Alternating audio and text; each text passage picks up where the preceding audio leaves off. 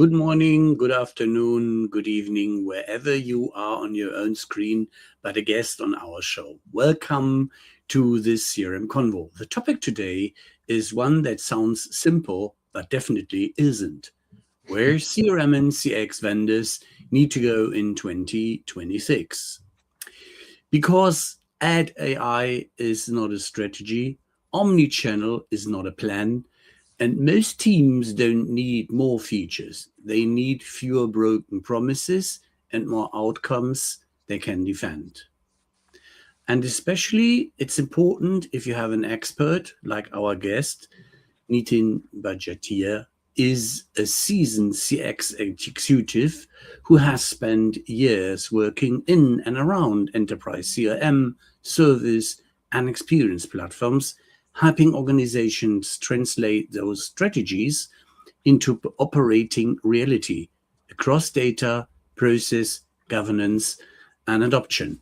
And trust me, in our short introductory, let's say, roundup and preliminaries, he has the heart at the right place. And the combination of heart and brains is so interesting that it will take you off like a rocket when we discuss what we have to discuss. There's plenty of stuff.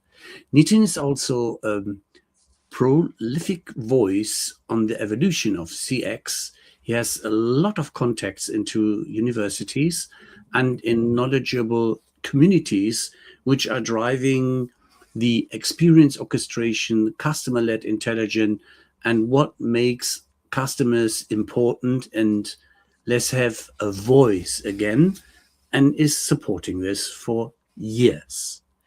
Now, as a starting point, Nitin, how do you define CRM and CX today, and what has changed in your opinion and in your definition over the last few years? And welcome again. The floor is yours. Thank you, both Ralph and Thomas. Thank you for having me. Excited to have this conversation. Look, I think, the CRM and CX both are well established. Well established, I say, a generation in, right? In the sense that we're talking about 2 to 3 decades worth of technology that's continuously evolving. But I often joke that the acronym CRM, while it might have been established in the late 90s, wasn't really for customer relationship management. It's about customer records management. It's an activity log against a contact record at its foundation. Super important in the early days to do that, to evolve the database structured enterprise applications beyond ERP into customer data management. The experience layer is super important as well, largely because the touch point outside of the organization is where experience happens. Now, I define CX as a very specific moment in time. And the moment in time is really where the intersection of the brand's promise comes together with a customer's intent. And I think it's super important to recognize that. Without the customer, you can't have an experience. So trying to define an experience from the enterprise side is utterly meaningless. It is super, super important, right from the get-go on that front. I think when you bring the disciplines together, they are stronger today than they've ever been. I think the evolution of the discipline is recognizing that the CRM applications that deliver into departments within organizations, if you look at them from a department perspective, is super myopic. Marketing influences supply chain influences customer service influences finance, and finance drives sales.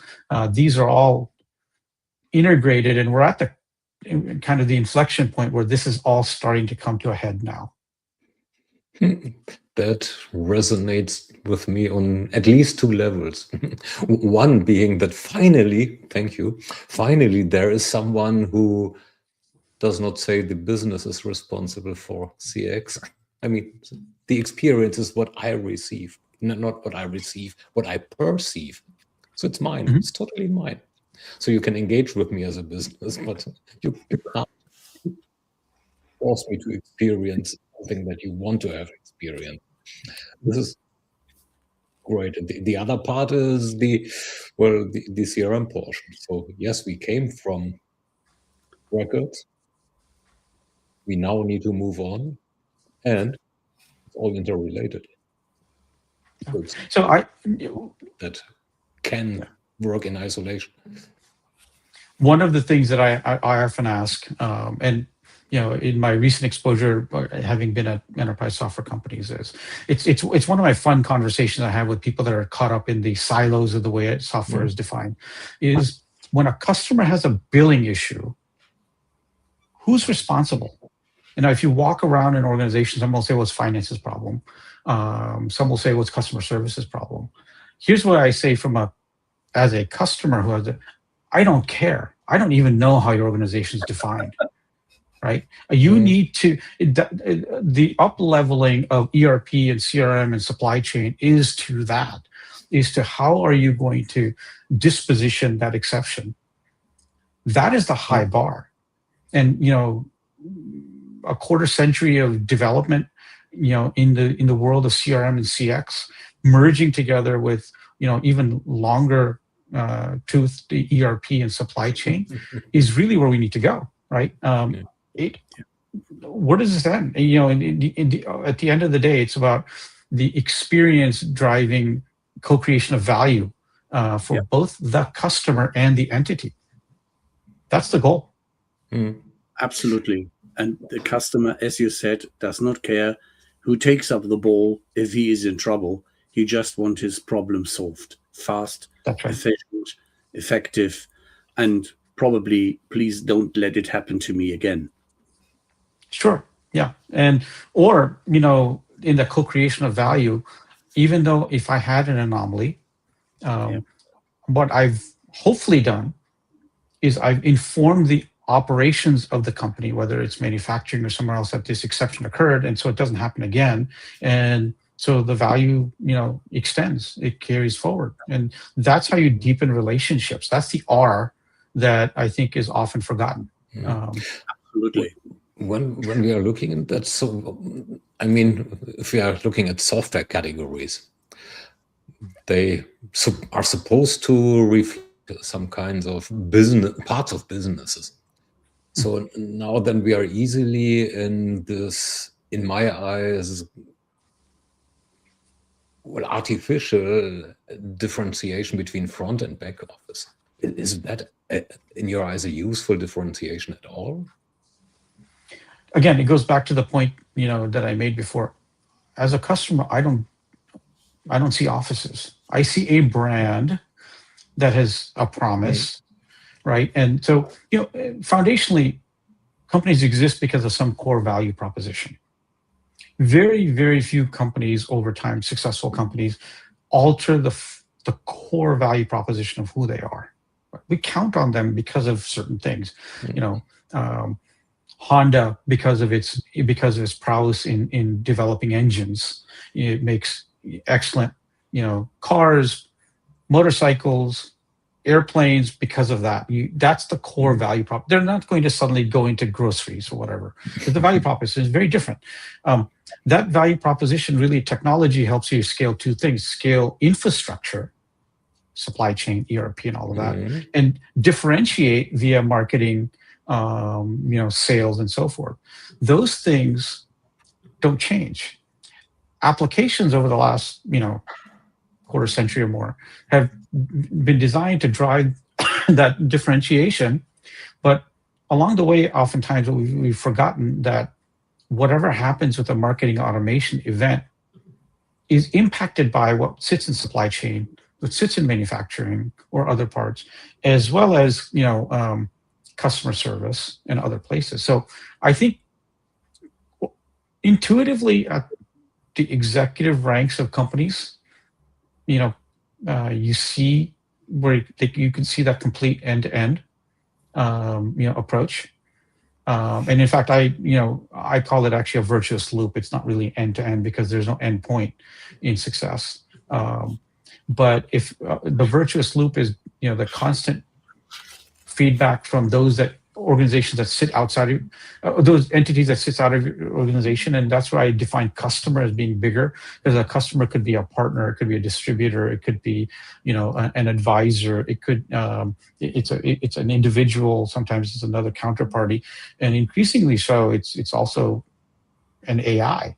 So each one of those drive value into your organization, and you need to be able to thread that value to where you can maximize it. So front office, back office, to me, was a very, very good narrative in the early days of CRM, just to differentiate CRM from the enterprise applications that have been built prior to that. But I don't think it's that relevant anymore.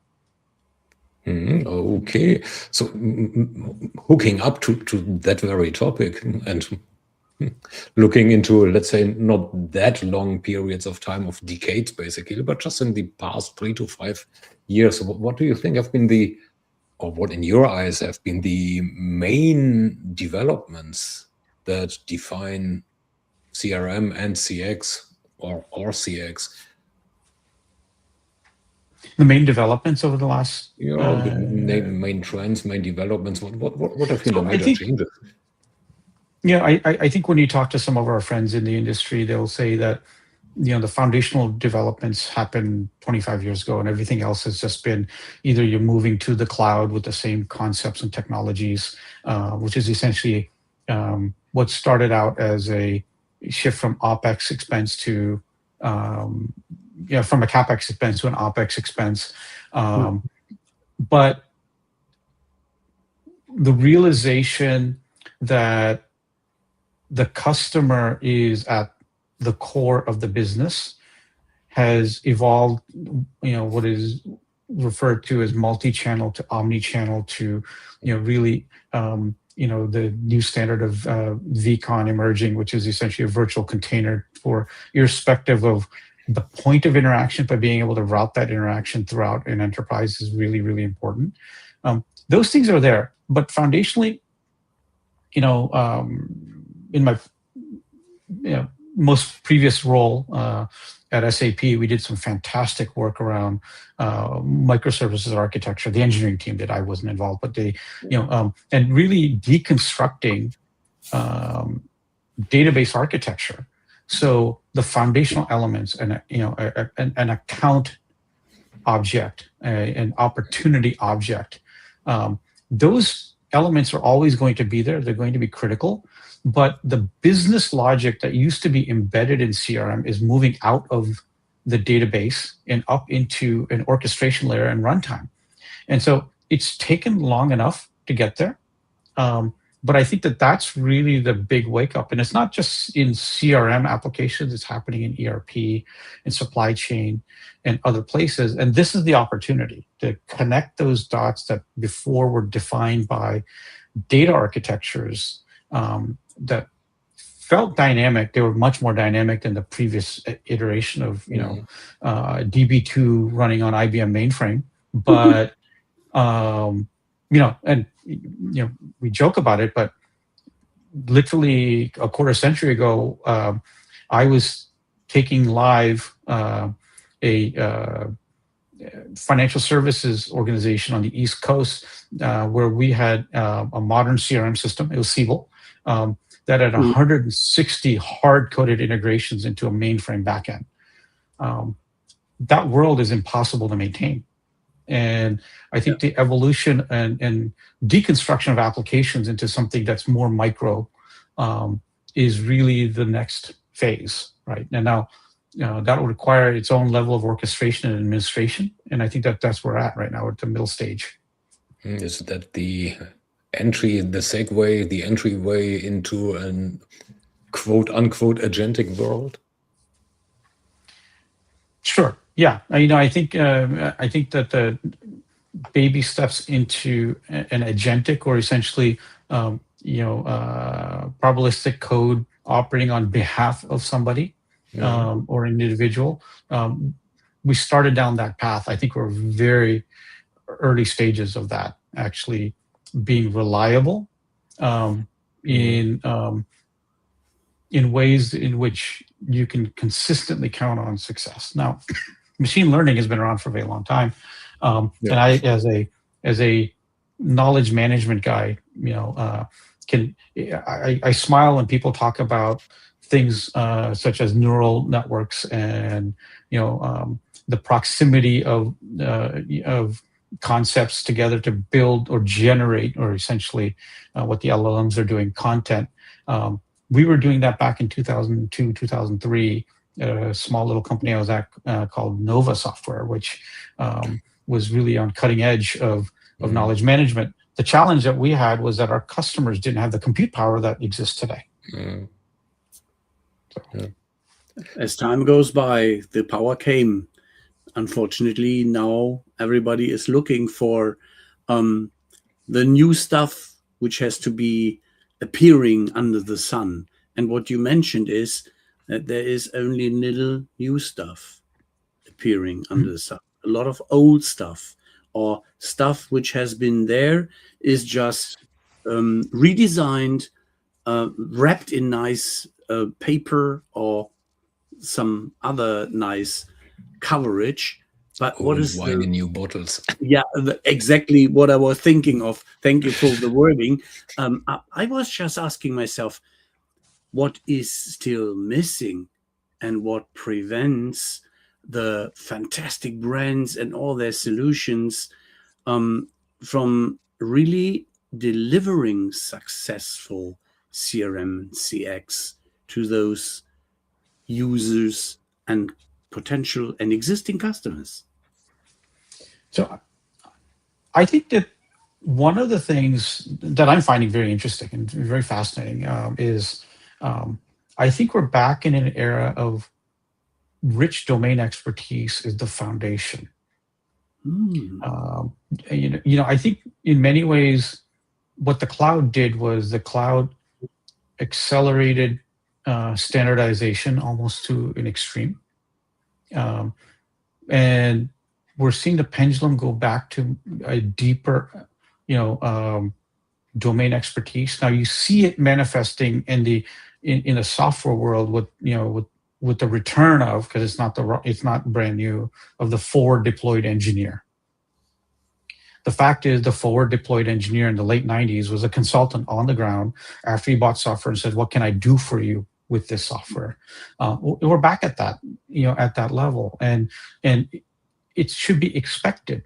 And again, in my last couple of rounds inside of enterprise software, SAP, I think, is a fantastic example of this. SAP, I often refer to as the world's largest library of perfected business process, because the depth of understanding. I mean, you go to Waldorf, you go to any of SAP's headquarters, and you sit down with a domain expert. Just pick a domain, and you're blown away as to how much they understand that business. Now, if you attach a customer understanding to that, you augment it and drive something more valuable. I learned similarly, when I was at ServiceNow, because ServiceNow, largely builds the workflows that connect these systems together. Domain expertise matters a lot.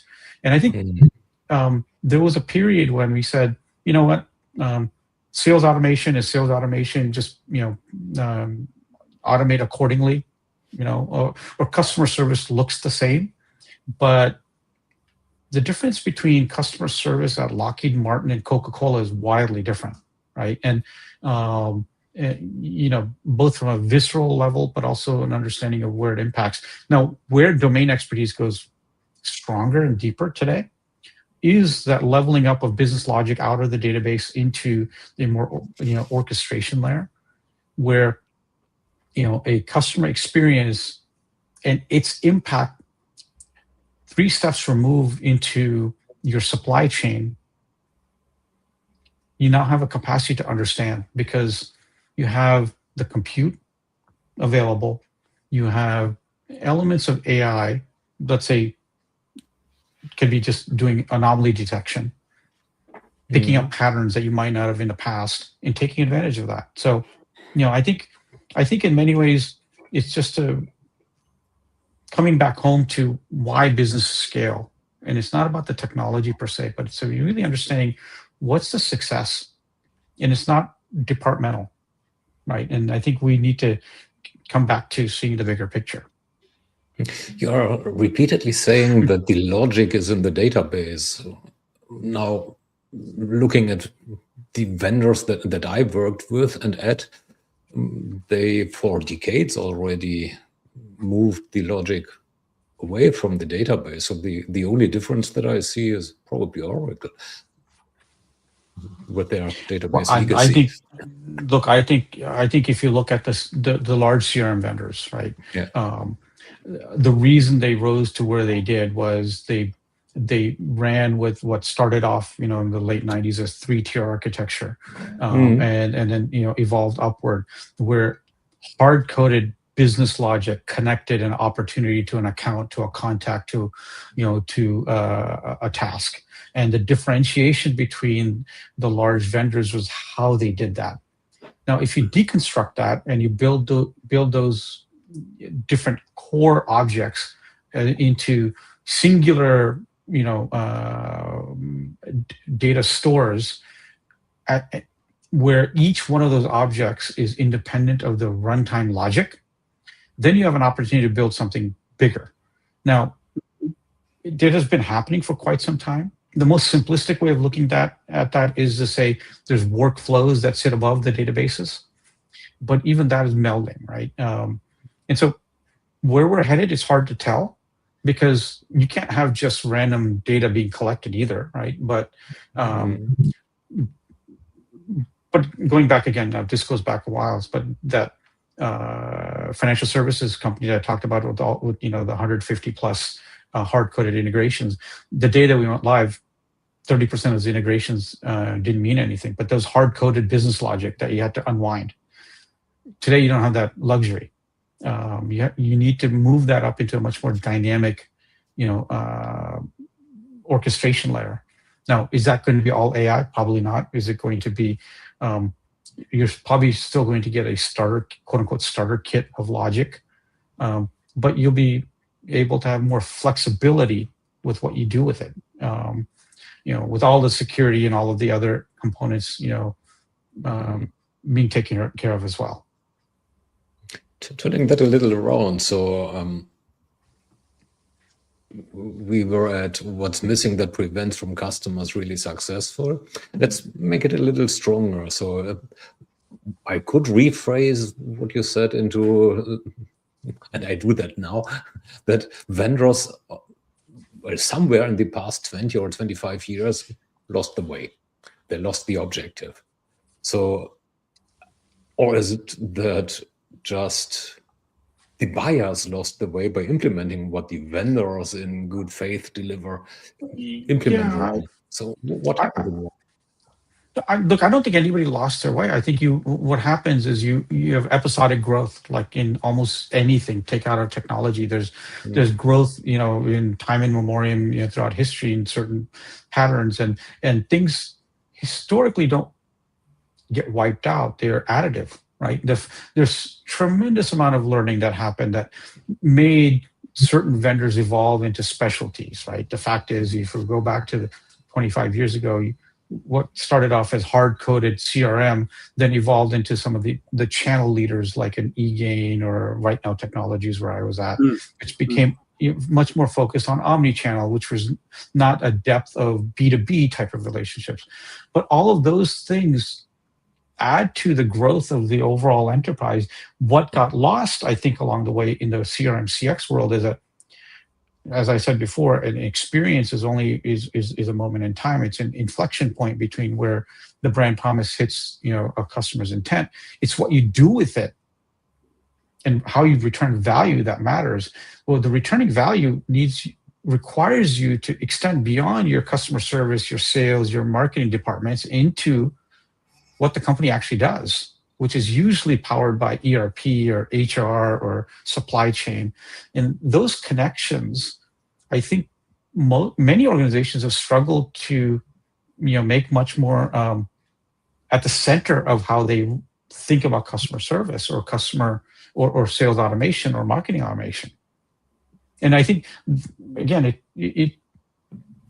these patterns ebb and flow. I don't think that they're binary, but I think that there is the next level arising where you connect these dots together. What would this next level be? I think that's where we're at, right? Is a much more.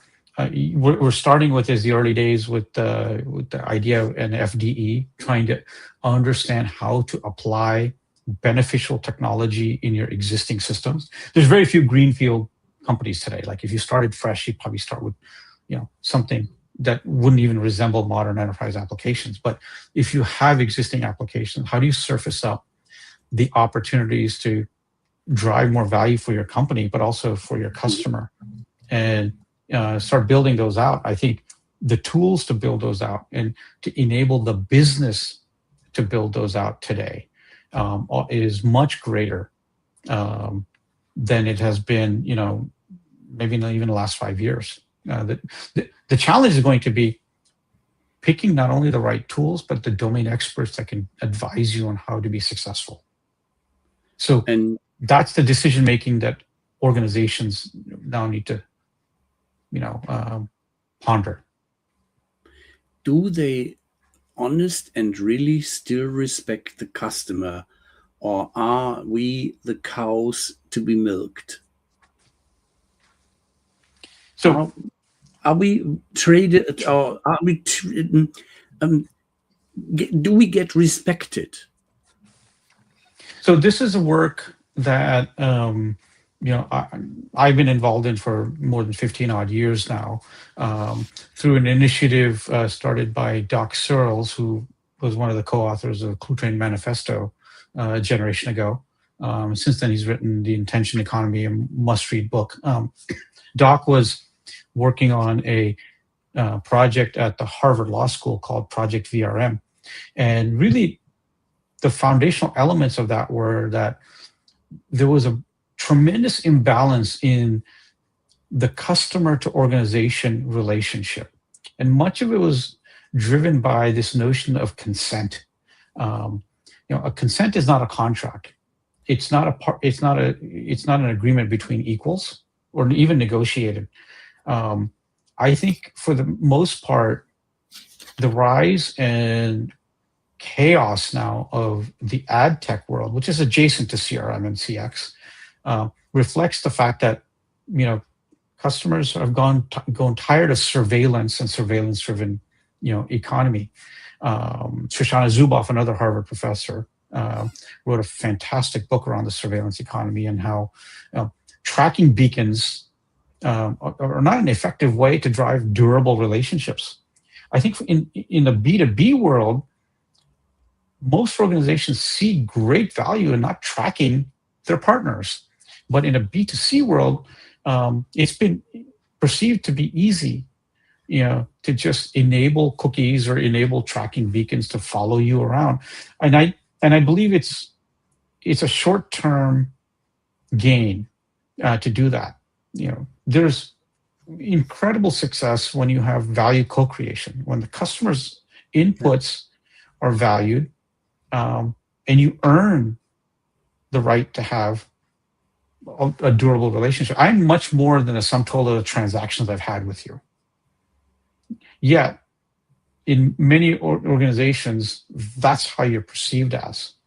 And I think that there's an opportunity to do more. And honestly, it's not, we talk about this, those of us that are probably watching this, as well as the three of us here, in very privileged situation. We live in very comfortable places. 50% of the world is still not online. I think we have an opportunity to protect the individual and actually have those 50% participate in a way where they can actually create value for themselves and not just be surveilled for data. Yeah. While I wholeheartedly agree, for me the question remains, why don't more businesses get that message? So I think intuitively do. We're I mentioned Doc Searles and Project VRM. We spun out a nonprofit called Customer Commons roughly 15 years ago, and for the last 9 years or so, my colleagues on the Customer Commons board, along with the IEEE, have been building a new protocol. The protocol has been announced. It's 7012 in the IEEE standards. Tomorrow, actually, we're doing a launch party based out of Imperial College in London, as well as here. And the foundations of it is IEEE 7012 does not roll off the tongue, right? So the short-term moniker is my terms. And so the idea is very simple. Consent, like I said, is not an equal agreement between two parties. It's also not legally enforceable, quite frankly. Those terms of services you sign, they're not really legally enforceable. They're called contracts of adhesion, and they just don't survive scrutiny. Whereas contract law has actually existed for millennia. And what we're introducing with my terms are essentially simple ways for you as the first party to assert terms to say, look, I want to interact with you just for a service.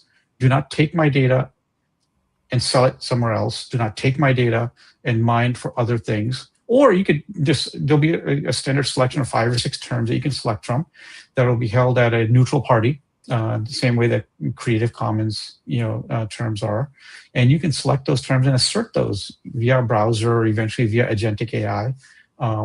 And we believe maybe the largest surveillance-driven businesses will not adopt it soon, and maybe they never will.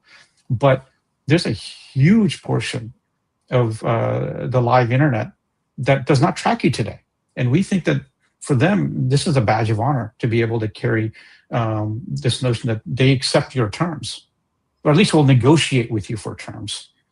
Right? And automatic negotiation, it's not going to be, it could be exhausting if you're surfing the web and you have to agree to terms everywhere, but you can at least set forth, the terms that you're really, comfortable with.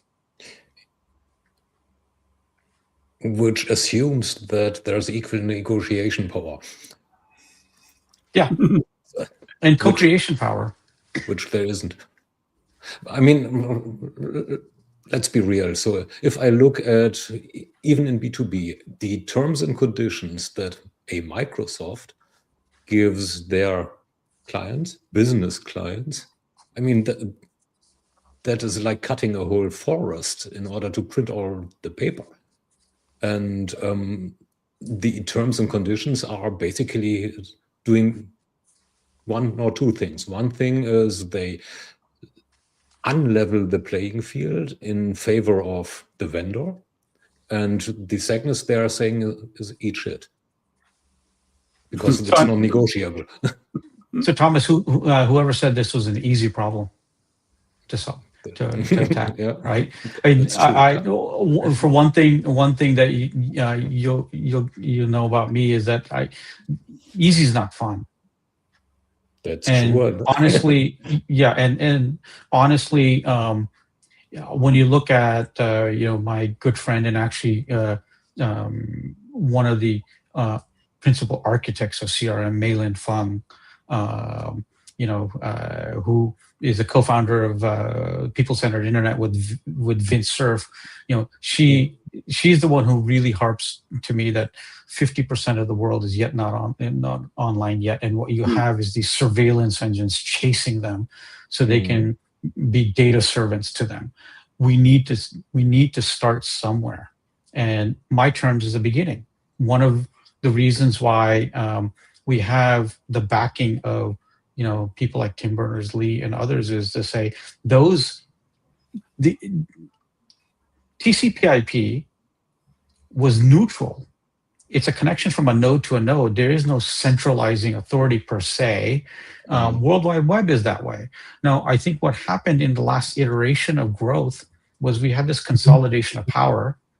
And in many ways, like I said, the pendulum is swinging back towards the FDE. We see a pendulum swinging back to saying, if you have these centralized powers that control too much, let's see what we can do. Let's offer something up that doesn't say you can't have your power. There will be powerful entities moving forward, but there will be at least some voice in, and quite frankly, I believe upwards of 30% of the internet today, you're talking about your blogs, your pizza shops, your mom and pop websites, they do not track anybody because they don't gain anything from tracking. And so if we can say, not only do we not track, we actually accept your terms or are willing to negotiate for your terms, that's a benefit. And quite frankly, when you take that and you build that into the, into the world that's coming online and educate them to say, you actually have rights here, I think it's a benefit. I think it, by the way, this is how markets grow, right? I don't see this as being constraining. I think this is about, as Doc likes to say, a free customer is a lot more valuable than a captive one, because they're willing to share with you things that you might not get if you're being surveilled. And it would be most fascinating if you find some people in Germany which would resonate to your idea very much, such as Winfried Felser, formerly NetSkill, from the competence side. He's talking in that direction and creating a network out of people which agree for over 20 years. And it is hard to find those which are joining in because they see the long-term benefit on a fair relationship, working together, co-creating new, interesting opportunities of solutions where they have, again, a face-to-face on an equal level, not only communication, but also with respect, and both are gaining. So I think here's one way I look at it. And I've, through my career, obviously I've been on the enterprise software side, but I've been to thousands of companies in the process of selling software or implementing software and all of that. And the one reality that reigns consistent across industries is customers know more about your product or service than you ever will, because they actually use it. Imagine a world where they can actually actively share with you the nuances and the upsides of making your product better, and not by surveilling them, but hey, you know what? I noticed that if you change this setting, things run better. We saw that in the early days of social with the rise of some of the forums that were really helping shape products, but then it fell back into surveillance type infrastructure. And people aren't willing to share when they're being surveilled. I think co-creation of value is such a foundational element to the growth that's being missed, that we could be a huge part of. Let's circle a little back. So, and I'd like to challenge it just for the sake of it. I love challenging people. So you said the free customer is more valuable than the contained one. Yeah, I now would argue that every airline would violently disagree, because the free customer goes to the other airline and spends their money elsewhere. It means it's lost value for me. And the other one is getting back to where have businesses lost their way? Yes, co-creation is fine.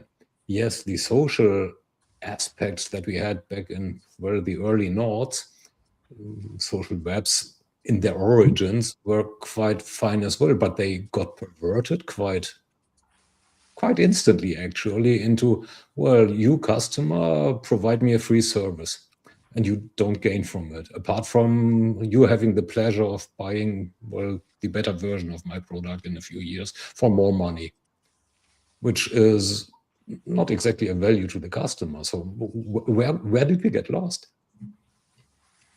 I think, the airline industry is a very interesting one, because the cost to operate there is enormous. So you're going to see a clustering of airlines, right? They will eventually consolidate in, and they will have, it's a harder one. And it also has a lot of governmental regulation around it.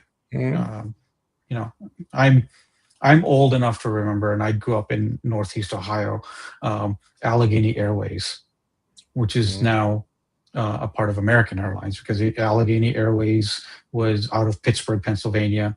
Eventually, they became U.S. Airways, which then merged with America West, which then merged with, and now you have and whereas those that era was in many ways Eastern Airlines. Like I remember flying Eastern when I was like 5 or 6 years old.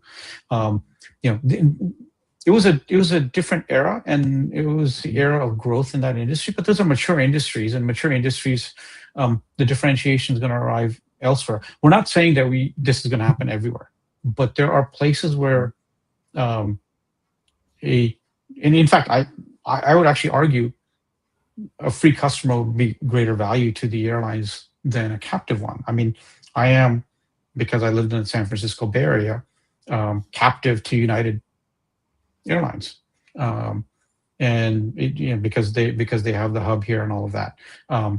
But do they value my input? Maybe at times they do. Sometimes they don't. I think every airline goes through that. They prefer to break guitars. You remember? Yeah, again, I remember that era. But I think, by the way, all things being equal, I think United in the last several years has done a fantastic job, especially with their smartphone app is really, really good. So I think they're seeing value in providing, quite frankly, to reduce the inbound phone calls to the contact center. I mean, they're seeing where you can extend value. I think every industry has its own challenges, but there's certain industries where I refer to the data that's being collected about customers, the surveillance data that's being collected is actually the equivalent of radon gas. It's the silent killer of these companies because they're obsessed with collecting the data, not realizing the value that they could be providing instead, or collecting data that eventually is going to come back to bite them when a customer runs into a problem and the company denies it, and the customer said, "You had my data." Like, I just think it's gone to an extreme, the types of data collection that take place, and the most nefarious players in this space are not doing it for the benefit of the customer or even the organizations that they serve. Palantir come to mind, yeah. Well, Palantir is a whole other thing because they're not playing at the B2C level. So no, they're only playing B2B. Well, let's confine it to Flock then. They're not playing a B2C game as well, but this is the data that they collect. But I mean, businesses are rational mostly. Yeah. They are doing this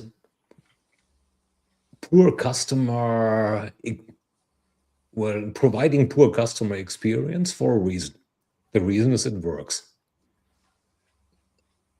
And looking at the growth of those companies and let's say the proliferation of additional ones, it seems to work for quite some time. So this to me suggests that we lost some way, or basically are totally off to doing what's basically the right thing for both parties. Looking at the great initiative that you're involved in here, what should be the next steps actually to make violators, let's call them, I call them violators right now, find their way back?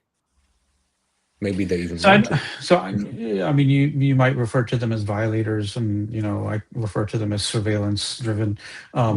I don't think there's much benefit to initially focus on calling them out. I think it's the large chunk of those that are not doing any of that to say we still draw benefit by having a mutually contractual relationship on how we interact with you. Right.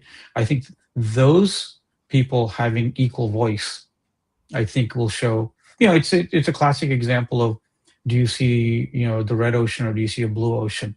The red ocean is you have to surveil more. Right. We've gone to the nth degree, and both of you know this. The marketing automation space is. I remember, like, on an annual basis, that chart comes out of the number of marketing automation applications. And on the vast majority of them are chasing the same surveillance-driven, whether it's loyalty management or marketing automation, it's about tracking the individual, oftentimes in ways that the individual, had you actually understood what they were offering you, you would have said absolutely not. Why fight that? Let that collapse on its own. Let's find a way where people, can say, look, I have a respectful relationship with you, and by the way, I value you more than a transaction, because that's where real, relationships, the R, which I refer to as customer records management, well, the capital R, the relationship, has nothing to do with technology. Never did. Right? No, never did. Technology is just a help. Get there. And so we need to return to that world, and now it will require technology, because technology is now the bedrock of how we interact, but we need to have some norms and standards in place. And so I can't take credit. My fellow board members, Doc Searles, Ian Henderson, Mary Hodder, and others have been involved with the IEEE, John C. Havens at the IEEE, in working on getting something out there. And, so it's a big deal. And I think it's a huge upside for the enterprise software vendors that are, are seeing this opportunity as well.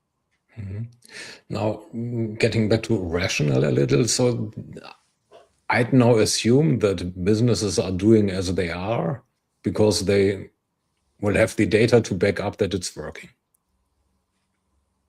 I would challenge that. I said, I assume. I don't know. It might very well be that they are just doing it because of the 3 office rules. Well, ever always done it like that, never will do it like the other way. And what the heck here? So, but let's assume for a moment that they can back up their success with data. What evidence would you offer them to follow the my terms way, which again, I think is the right way? Yeah. So I think it becomes nuanced. What is success and what is the time horizon for success? If you're looking at success in a modern publicly traded company, it's 90 days. Is that enough to establish a pattern? Probably not. No, I'm being extreme. I'm being extreme here, but again, I mean, and this is where I think a lot of the cutting edge work that was done in the customer success world, customer success is really about that. I mean, I think part of the customer success part of our broader CRM CX space has devolved into how do I drive renewals? It's not about renewals. It's about deepening the relationship, and that will naturally drive an extension of the business. I think historically, it's proven well. Now we are challenged in the, I said 90. The 90-day is that the boards and the C-suite, at least in North America, is so driven by quarterly results. Like we have some major vendors reporting their numbers today or tomorrow in our space. Yeah, and I see stock prices are down. We all follow the stock, right? Is that the right approach, or is there an approach that requires a changing of the financial motivations as well? These are very, very big things that we're not going to solve coming out of with my terms, but my terms is just a shot in at a different view of the market, one that doesn't surveil, one that actually understands me and not my shadow. Right. The vast majority of the surveillance is exhaust from my data. It doesn't show where I'm at today. Right. And I think that's one of the things that we're trying to solve for. I wholeheartedly agree. I would love to see more deliver value, deliver benefit, act with respect, and establish to an equal eye-to-eye relationship. And I feel comfortable if I see, for instance, some privately owned businesses like the Indian Zoho, which are creating a lot of benefit and treat Sure. their customers with a lot of respect. They have Yeah. also commercial ideas, but they have, on the other end, still thoughts which are, even today, as a very large and profitable company, are more honorable or with dignity and in humble appearance, like in the old days. One gentleman from San Francisco who is quoting his Ohana before he is kicking 10,000 people in the asses. Yeah. Sure. I mean, look, I think the story of Zoho is fantastic on multiple levels, and I think it really takes a founder that is focused on something bigger than the technology that they're building.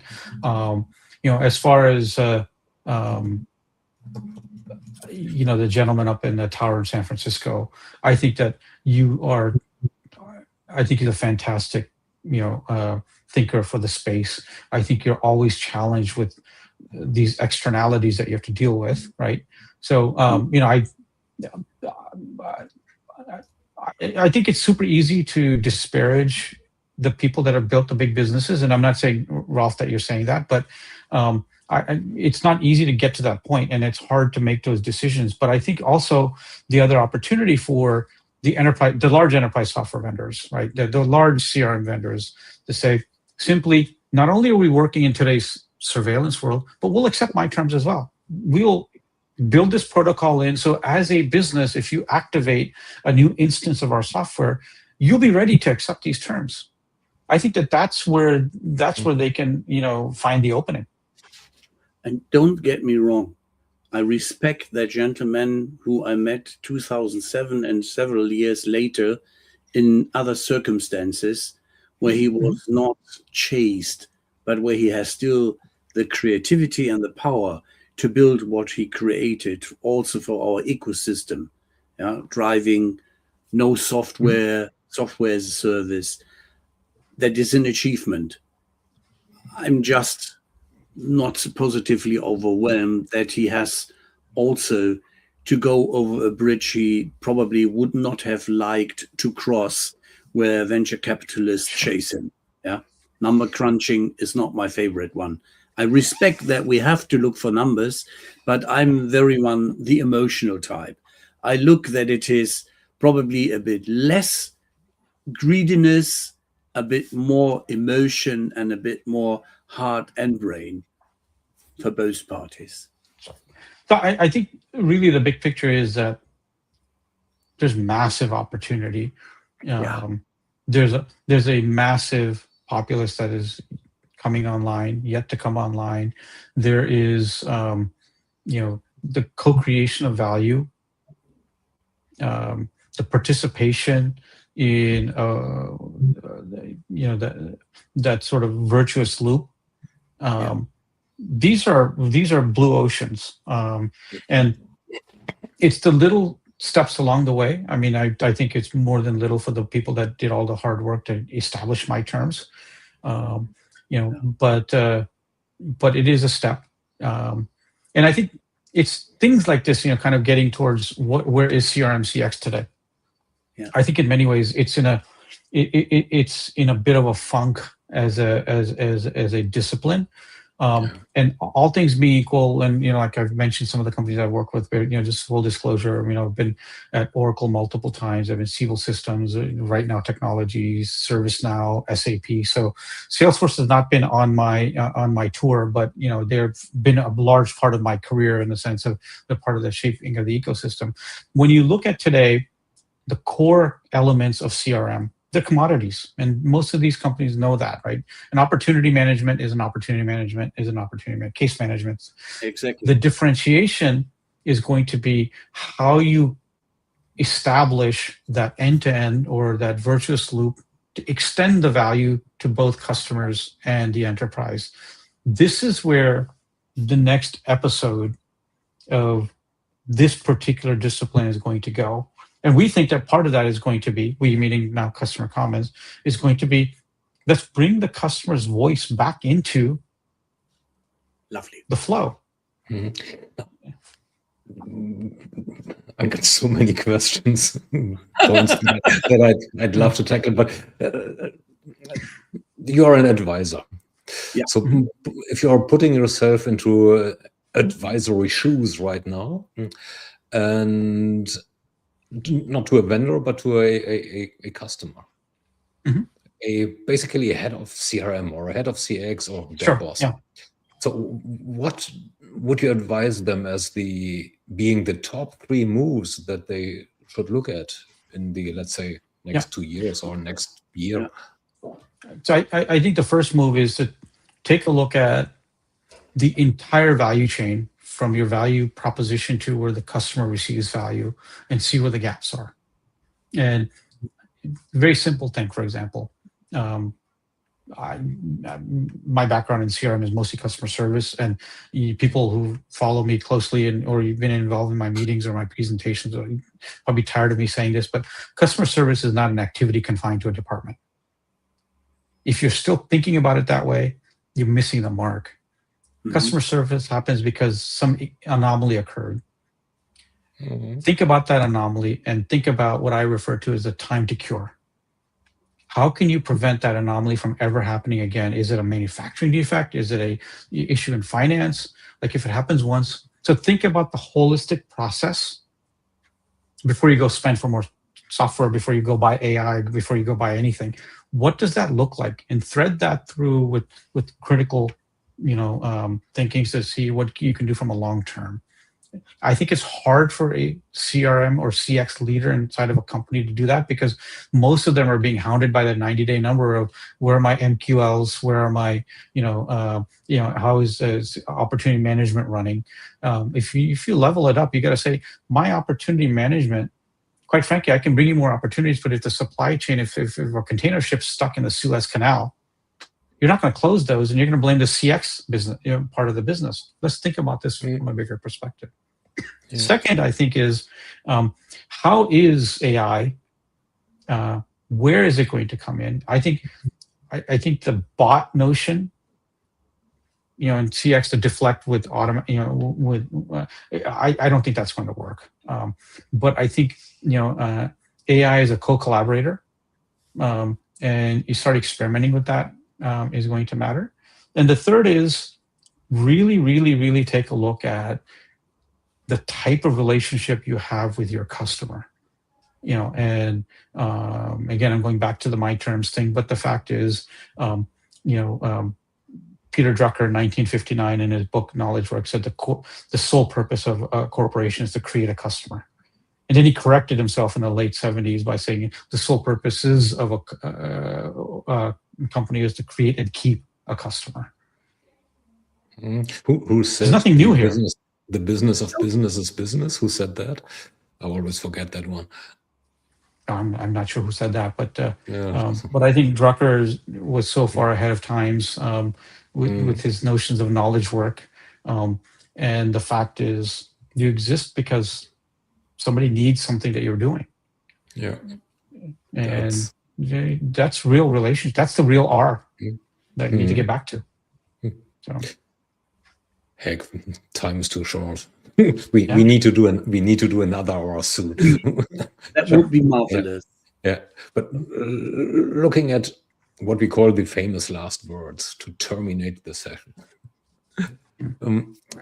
Let's turn things around. Now that we have established what a customer, a buyer of CRM/CX systems should do, let's look at vendors. And if there's one thing that they are doing right now, or one capability that they are investing into right now, which is the one that they really should stop investing into because it's just, theater, washing, just utterly useless? I think that's hard to say because I think there's just so much going on in the vendor space right now because we're at a different era. We're, like I said, core CRM and core CX is largely code complete. I wrote that already in 2002. Yeah, there are things that you can do to make it better incrementally, but if you go back into the database driven where business logic is coded, that's probably the wrong place, because as it moves up into the orchestration layer, being able to make it more flexible is where things are headed and things should be going, right? I mean, I think there's no simple answer here, especially the one that'll in 30 seconds or so I can get to. But I think it's a time of flux, and it's a very interesting time for our space, quite frankly. Hey, if it were simple, I had answered it myself. Yeah, that's right. Nitin, thanks a lot for this. Very much. Lots of insights. So there's a lot of stuff to digest for us and everybody else, basically. Thank wish you. all the success to my terms. Yes. Because I wholeheartedly think it's the right thing to pursue. And yeah, I hope we find our ways into it. Yeah. So thanks to you. Thanks also to the people who we didn't scare off yet with all this discussion.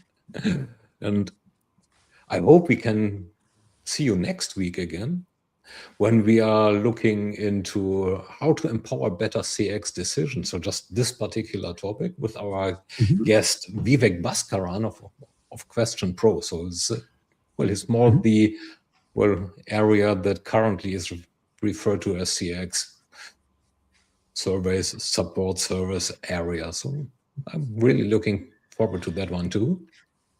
Thanks a lot to you again, and let's go backstage then. Okay, thank you. Take care.